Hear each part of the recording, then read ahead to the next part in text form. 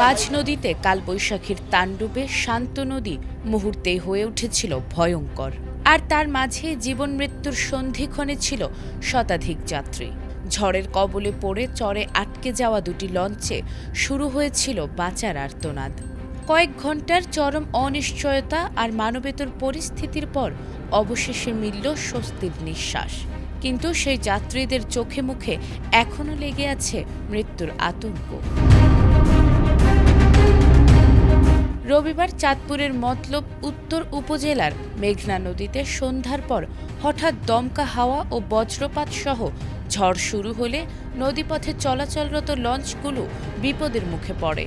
এর মধ্যে চাঁদপুর নারায়ণগঞ্জ রুটের এমভি সাথী ও এমভি সমতা নামের দুটি লঞ্চ ঝড়ের তাণ্ডবে চরাঞ্চলে আটকা পড়ে। তবে আটকা পড়লেও বড় ধরনের দুর্ঘটনা এড়ানো গেছে।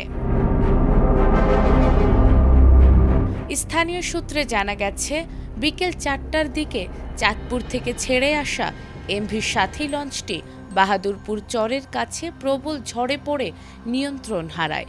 এ সময় লঞ্চটির পাখার সঙ্গে কারেন্ট জাল জড়িয়ে গেলে চালক দ্রুত সিদ্ধান্ত নিয়ে লঞ্চটি চরে তুলে দেন। পরে যাত্রীদের স্থানীয় ট্রলারের মাধ্যমে নিরাপদে তীরে পৌঁছে দেয়া হয়। অন্যদিকে বিকেল 5টা 20 মিনিটে ষাটনল ঘাট থেকে ছেড়ে যাওয়া এমভি সমতা লঞ্চটিও বৈরী আবহাওয়ার কবলে পড়ে। শতাধিক যাত্রী নিয়ে লঞ্চটি ষাটনল ও গজারিয়ার সল্লানি চর সংলগ্ন এলাকায় আটকা পড়ে। ঝড়ের তীব্রতার কারণে চালক লঞ্চটি স্বাভাবিকভাবে চালাতে না পেরে শেষ পর্যন্ত চরেই আশ্রয় নেন।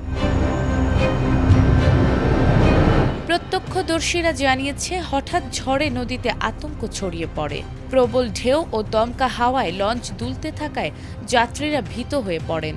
তবে চালকদের দক্ষতায় বড় ধরনের দুর্ঘটনা এড়ানো সম্ভব হয়। এ ঘটনায় মোহনপুর নৌ পুলিশ ফাঁড়ির ইনচার্জ জানিয়েছেন, উভয় লঞ্চের যাত্রীরা নিরাপদে রয়েছেন। পাশাপাশি মুন্সিগঞ্জের চর আবদুল্লাপুর এলাকায় আল বোরাক নামে আরও একটি লঞ্চ আটকা পড়েছিল, যা তাদের সীমানার বাইরে।